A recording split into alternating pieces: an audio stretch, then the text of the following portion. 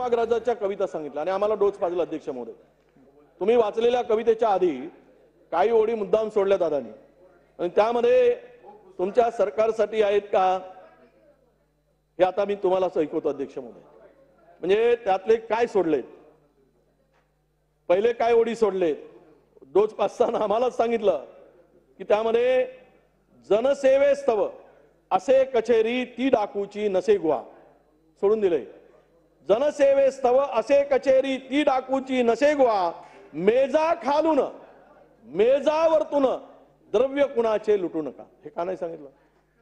हे सांगायला पाहिजे होतं ना. आहेच त्यातली आहे कविता.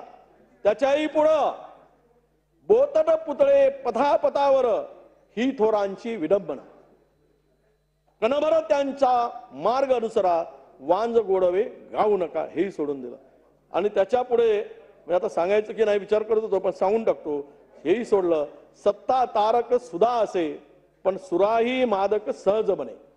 सत्ताधारक सुधा असे पण सुराही मादक सहज बने. करीन मंदिरी मी मदिरालय अशी प्रतिज्ञा घेऊ नका. हेही वाचलं असतं तर कदाचित दादा तुम्हाला पुन्हा अजून एक आठवण करूनच देतो. त्यातली शेवटची ओळ तुम्ही वाचली नाही. पाप कृपणता पुण्य सदयता संत वाक्य हे सदा स्मरा. हे शेवटचं वाक्य होतं. हेही वाक्य त्यांनी वाचली नाही. मला वाटतं की हे वाक्य जर तुम्ही मुद्दाम गाळलं असावं कारण यातून तुम्हाला ते पचनी पडणार नाही असं मला वाटतं. हे अध्यक्ष महोदय हे बजेट जे मांडलं गेलं हे बजेट गोरगरीब शेतकरी